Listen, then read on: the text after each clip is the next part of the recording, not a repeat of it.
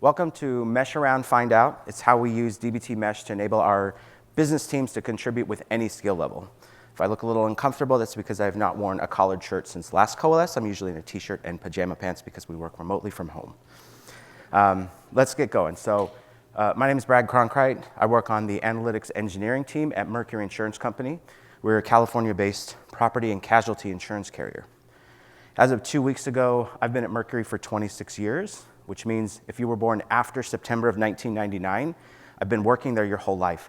But do not come and tell me that, please. I feel old enough already.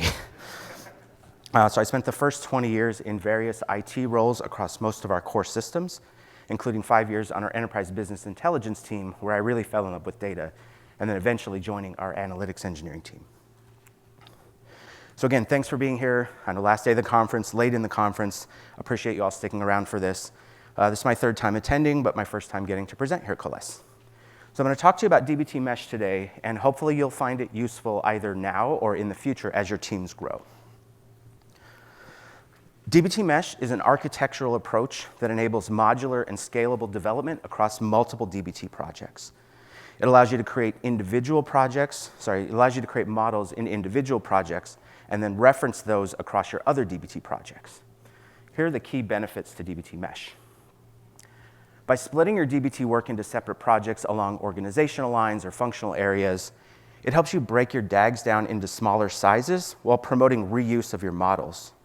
So instead of building models 2 or more times across all of your projects, you can build them once in a central project to which everyone has access and everyone can contribute. And then you can reference those models in your other projects that need them rather than rebuilding them all over the place. This is great for things like sources and staging models or cross-functional data pipelines. If you're thinking about using DBT's semantic layer, Mesh would allow you to keep the semantic layer code in a separate project if you want, but still be able to reference all of your data assets from across your other DBT projects. DRY stands for don't repeat yourself. I just learned WET the other day is write everything 2 or more times. Don't do that. So models and sources that are useful in more than one project can be built in a single project, and then you reference them directly in your other projects simply by adding the Mesh project name into your ref statements. Now, there are ways to do this by treating your central project as a package without implementing DBT Mesh, but that's a lot less intuitive, and I'll talk about that a little bit later. Since each project doesn't have to contain all of the assets from unrelated projects in order to function, your DAG in each project doesn't need to contain those unrelated models. But DBT's lineage will still capture the cross-project references where you need them. This will make it easier to manage, test, and deploy code in your own projects. In an organization where some teams have the knowledge and the skill set to be able to own their own project and code repo, Mesh would be a way for you to allow those teams to fully manage their project's assets while not extending that ownership into the central main project or into the projects owned by the other functions. The work that each team does will still mainly be around their own data pipelines, and that will allow for autonomy where that specific team doesn't need to be reliant on the central data team to manage and approve their work. We open up our central project to all of our DBT developers so they can even add their own staging models or add a couple of columns here and there, and then they and everyone else will have access to those shared assets. With model contracts, they don't need to be overly concerned about the data outside of their own world. Now, model contracts are a good idea whether you're using DBT Mesh or not, and Mesh isn't required to implement those. But it is a crucial feature if you want to share data across projects where different teams own different code bases without making new enemies with every change. Now, setting up contracts on your models ensures that consumers in the other Mesh projects don't need to be concerned with you arbitrarily changing data types or grain or changing a column name or dropping a column and breaking their data pipelines. If you define contracts on your shared assets, then your changes can't impact the other projects because DBT will complain if you try to break your model's own contract. Now, I'll be honest and admit we haven't configured contracts on all of our shared models yet, but that is something that you should do if you're just getting started out with this. And with DBT Mesh, you can establish clearer ownership and boundaries between the teams. Now, you can already define ownership and contact information for your DBT elements, but when you separate your projects by business unit or by function or any other method that you want to use, Each team then will have the ability to fully manage their own data pipeline. Is DBT Mesh right for you? Well, if you answer yes to any of the following questions, then it might be right for you. Do you have a large unruly DAG in your mono project repo? If you don't yet, and you don't take some steps like these, you likely eventually will. Do you already have multiple DBT projects sourcing from the same database objects?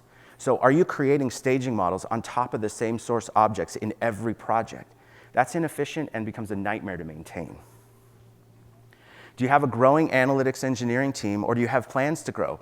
I'm guessing all of our data teams would like to grow. It's a good goal to have.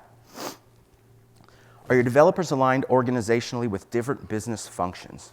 So whether you have developers in different business units, or you have separate projects for sales data, product data, functions like that. Well, good news, DBT Mesh may be right for you. But even if you're just starting out now with a small centralized team, or you have a single DBT project, you can still think about where your data journey is going to go and whether Mesh will be right in the future. Next, I'm going to talk to you a little bit about how we knew it was right for us and what our journey looked like to get there. And then I'll talk about how you can figure out whether it's right for you. At Mercury, we now have several teams that use DBT in different parts of our organization. We have a central analytics engineering team inside the data office, and we're the application owners of DBT for Mercury. We have other teams like sales, underwriting, claims, product management, marketing, human capital. They all need data. Before we started using DBT, they were reliant on IT data engineering teams to replicate source data and build data marts, and then they were mostly creating reporting on top of those. When we started using DBT, we brought a few analytics teams along with us, and then we brought the rest along later, and created separate projects for them. But in the beginning, things were still fairly isolated. Now, we'd had the idea of using a central project, which we called DBT Main, for sources, staging, and cross-functional models, and then letting the distributed teams build only what they need within their own projects. We treated the central project as a package that we imported into the sub-projects. But changes in the central project didn't automatically come through to the other projects unless you reinstalled dependencies with DBT deps. And unless you were watching the central project for changes, you might miss one of those and then get a failure in your CI check when you create a pull request, because the CI check is going to reinstall the dependencies even if the developer didn't. So we learned about DBT Mesh, and we decided that this was the right approach to solve this particular problem for us. It also enabled us to think about how we wanted to isolate the code for larger projects along subject areas to make maintaining those code bases a much simpler task. Sorry, I like puns. You're going to see and hear the word meshy just a couple more times here. So why was DBT Mesh right for us? Well, our mono project DAG was getting messy, so we got meshy instead. We already knew that separating the DAG along departments or functions would make it simpler to maintain and then prevent duplication of work around our sources. We'd had the central analytics engineering team who pioneered the use of DBT at Mercury, but at that time there were other analytics teams who needed data. They'd been reliant on IT data engineering teams to build data marts for them. The switch to DBT was really empowering for these teams. No more submitting a request, waiting for that request to get prioritized, get assigned to a release, and wait for the release date. If you want to add one column to one table, they can get that done in a few minutes now instead of potentially a few weeks. Importing our central project as a package into each of the distributed projects, that did give us the ability to reference their models, but it came with a lot of maintenance overhead. And the sub-projects still couldn't reference each other at that point. So DBT Mesh virtually eliminated these.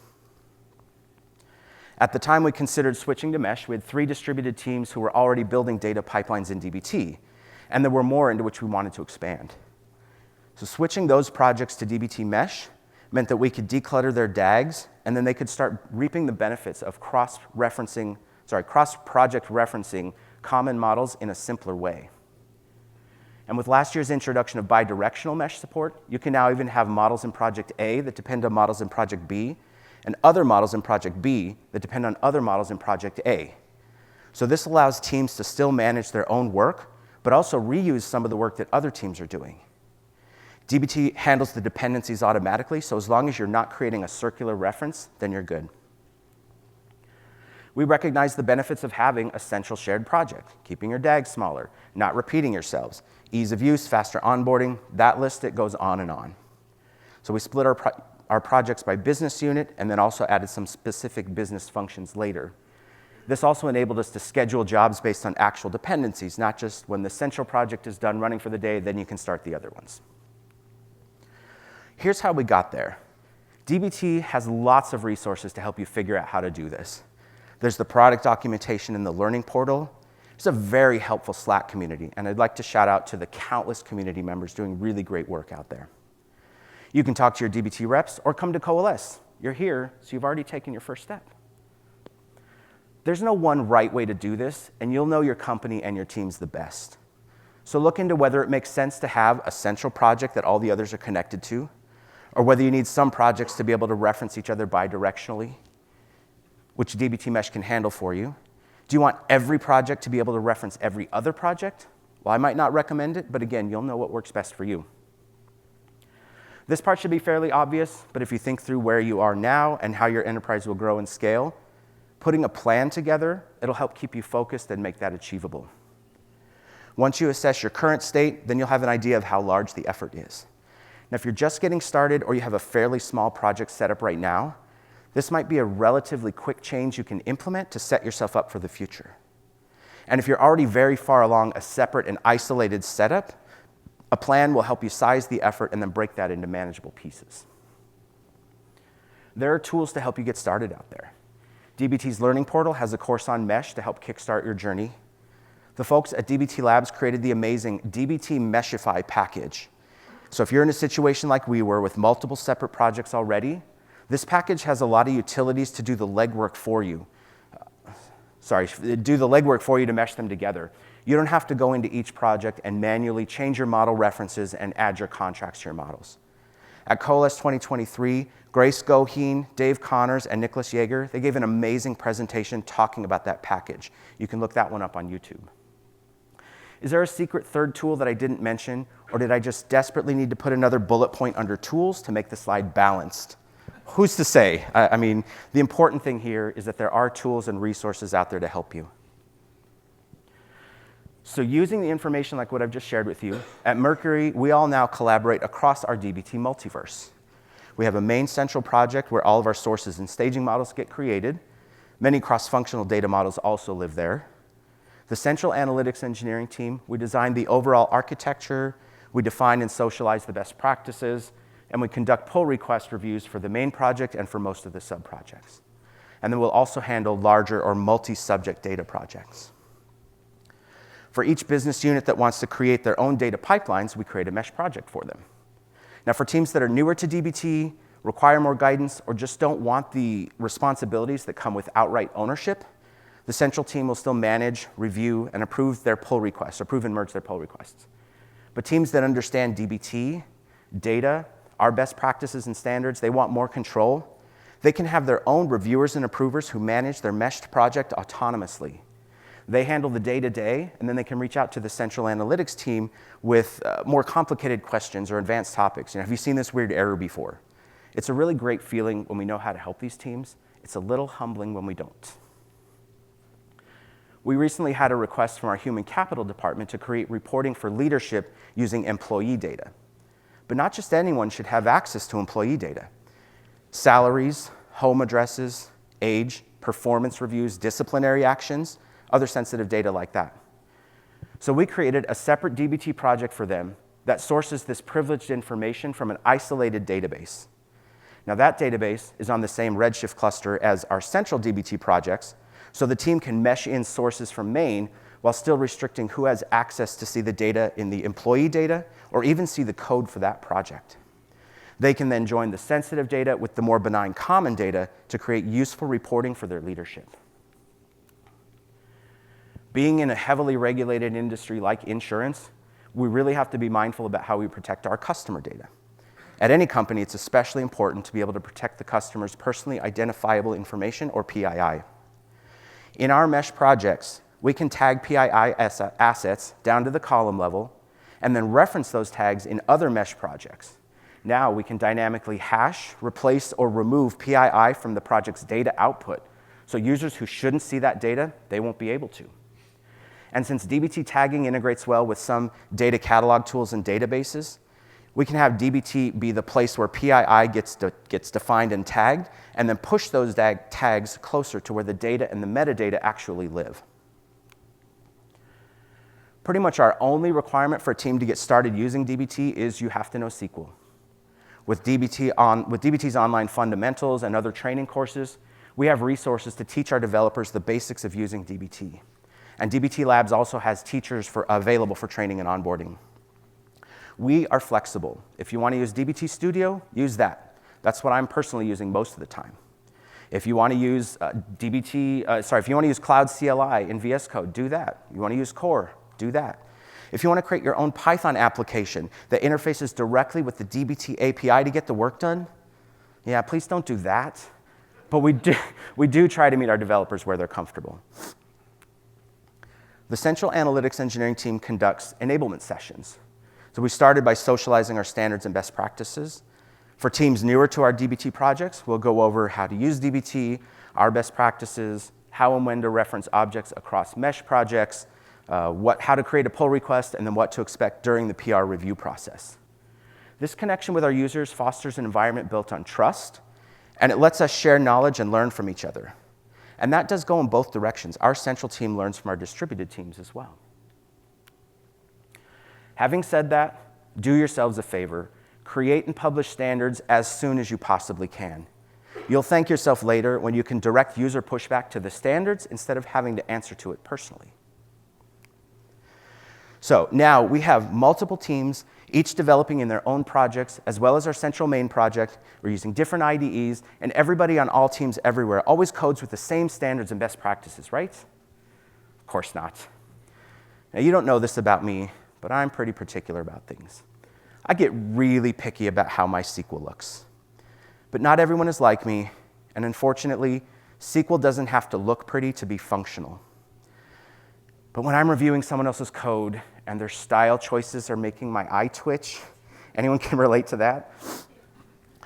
So in order to help our large distributed team of coders meet meet our team's standards, we needed to have standards. Now, I checked with my boss, and he said, if it doesn't make Brad's eye twitch, is not a scalable solution. Okay, so earlier this year, the analytics engineering team, we updated and published our standards around best practices around everything DBT. SQL style, naming conventions, documentation, materialization, you name it. We solicited input from our users to update and adapt where it made sense, and then we published. We implemented linters to do a lot of the formatting work automatically. We use SQL Fluff for our SQL models and Prettier for our YAML files. Now, these can be used during development. DBT Studio includes a button for linting and fixing. But not all developers use them before submitting their pull requests. Okay. So we implemented workflows in GitHub that automatically run those tools against the changed files in the PR before it can be approved. The developer's code looks good now. They don't get a choice. SQL Fluff and Prettier will lint and attempt to fix the code where it can, and then make notes of where it can't. This puts less of a burden on the developers to perfectly meet our team's standards manually the first time through, because the linters will do a lot of the prettying work for them. And then they can get mad at the linter rather than getting mad at us, when it won't let any of their terribly unique style choices get through. Let's go with that. We also documented what happens during the pull request review and what we're looking for, so developers will know what to expect and what to check before submitting that pull request. And everybody on all teams everywhere always checks before they submit a pull request, every time, right? GitHub will allow you to configure other automated checks and helpers as well. We've implemented some things like spell checker for documentation, an integration into our data catalog tool for impact analysis, making sure the YAML documentation is there for all columns and models. Now, I'd love to tell you that our pull request time to approval was cut in half, but it wasn't. This isn't the magical solution, and we didn't really start tracking PR time to close until later this year, so I don't have the actual numbers.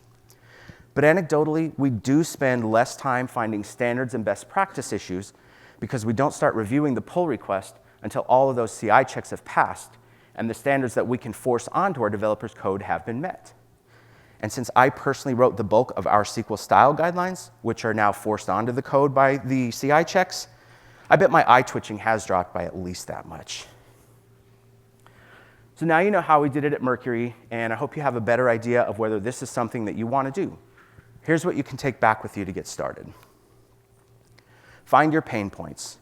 Again, I think most of this is going to be pretty common sense.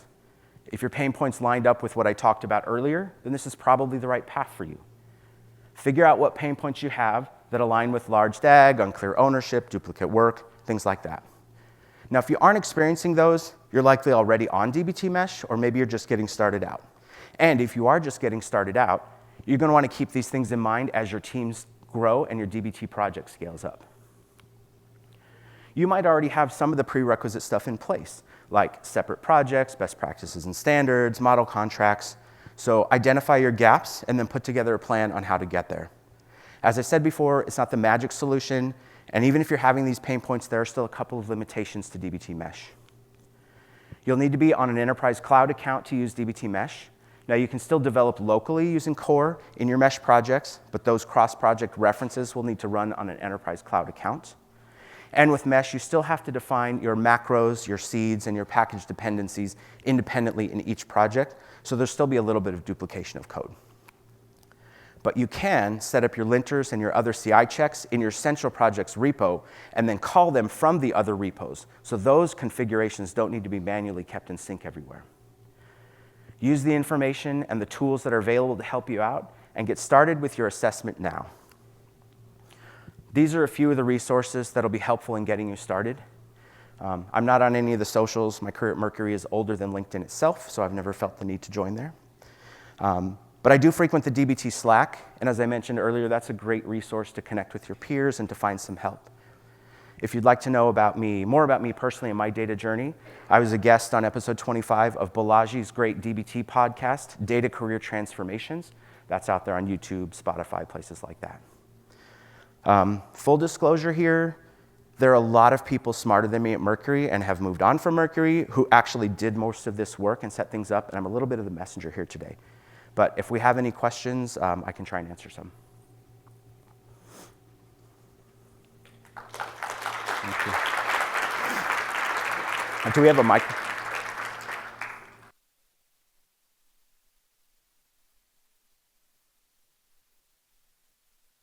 Yeah. So how do we manage? The question is, how do we manage? We are on Redshift, yeah. So the cost was, how do we manage, or the question was, how do we manage costs if we're running all of these different teams, building the models and running them? So the answer is that those models are being built anyway, and whether we have them in the central project or in the other projects, it's the same cost. It's just you're building it one time here. So the difference is when you have separate projects, with the mesh, you're only building your centralized, your repeatable models in the central project, and then these ones are just referencing them. So when that distributed model goes to build, dbt is going to compile the query to say, this model that's actually from that project is this schema, this table. So the query is just going to run that. So you're not actually duplicating and putting them in different places. So we're just separating out the ones that we actually have in it. Yeah, so our CI checks we run when you create a pull request and submit it to GitHub, it builds everything that's being modified in that development environment, which for us is actually just a different schema on the same server. So if we see that this took an hour and a half to run, then okay, let's find out why this model took that much time. Thank you. Yeah. The orchestration gets quite a bit more complex with the use of dbt mesh. How did you manage the orchestration? Yeah, so basically what we did was anything that runs using, so our central project, that's going to build first. And now I'll say everything that we've been building over the last couple of years in dbt is net new. So we have our enterprise business intelligence team, our data engineering team that build our data mart. So that sources happens overnight. We're an insurance company, it's mostly batch. So we start early in the morning with our main project, and then any project that's going to reference models from there, we start their jobs based on when the main job finishes. And so in those sub-projects, if you have some models that build only for your own data, they're not going to reference anything from main, we can schedule those independently for whatever time or whatever trigger they want to do. So using the dbt cloud orchestration, that's how we get it done. based on basically, yeah, that. And with the DBT cloud orchestration, you can connect the mesh projects together with that when a job from this project finishes, start the job here. Yeah. So the question was, you can, with the DBT cloud orchestration, you can have jobs trigger based on when one in that project finishes, then run the one over here. And absolutely. So in the configuration for your jobs in cloud, in the sub project, I'm going to say, I'm going to run it either on a schedule, you can give it on a time based and a frequency, or when another job finishes. And then when I do that, I can choose which DBT project, and then which job in that project. So that's how the bidirectional mesh even, I can say, central main is over here. If these two projects, one is dependent on the other, central will finish, and then that will trigger this project, and this will finish, and that will trigger the next one. You're welcome. Okay. Is there... Hi there. Our team is looking into a hub and spoke, and I'm curious how you manage discovery of models to reduce redundancy across the projects.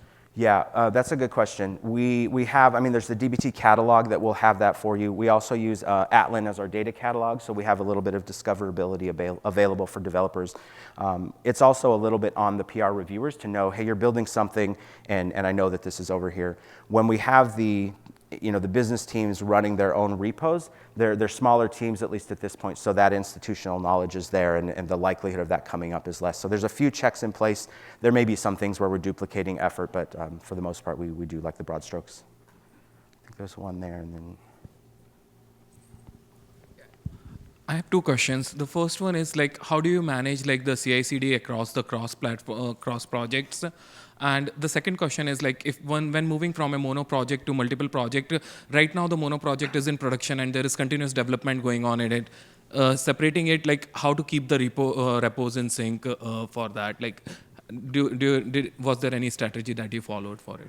So you don't have to do too much with that because each project is tied to its own GitHub repo, and the CI/CD check will run those changed models. So it's going to send that back to DBT, and then DBT knows all the cross-project references. And again, that's mostly just for compiling the SQL that's going to go into Redshift and run. So you don't have to necessarily think about orchestration in the CI/CD check. And then when a PR gets merged in our projects, we have it set to then apply those changes in that project and run it. So again, it's going to productionalize that right when it's done. So we have had situations where we need to build something in main, and then we also want to build references to that in the sub-project. So you have to build that, approve it, merge it, and then approve and merge the other one in sequence. Otherwise, it'll fail when it goes in.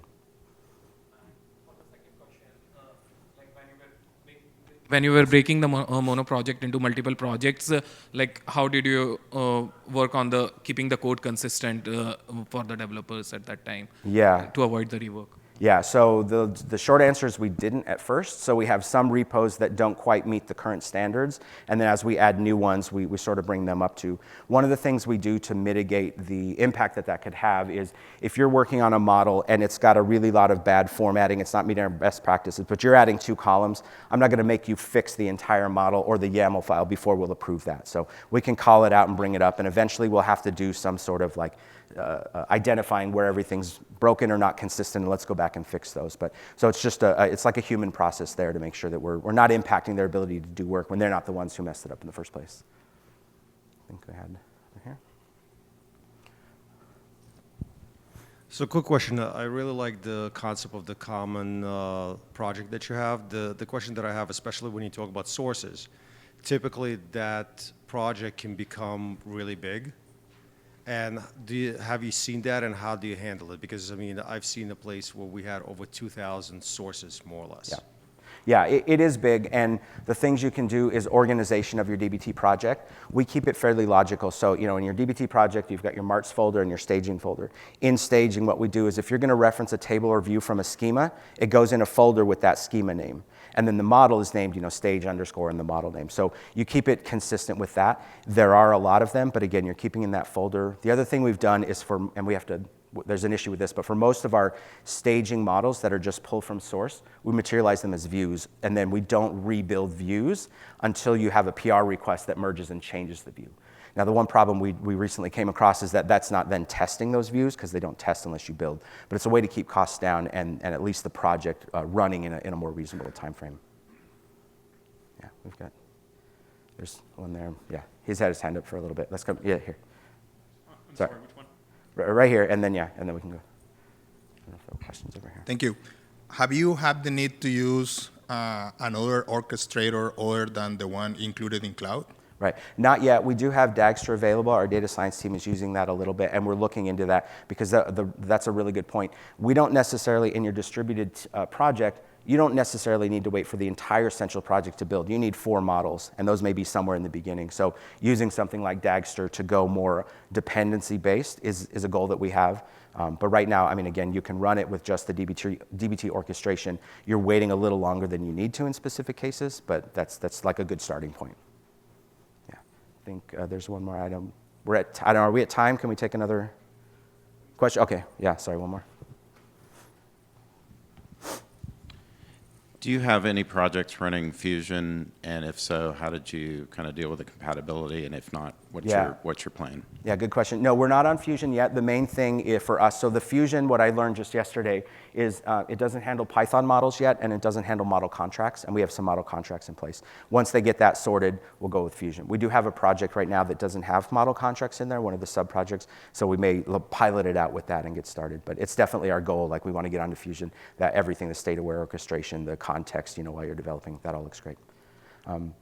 We do one more? Yeah, okay, yeah, go ahead, yeah, one more. We have.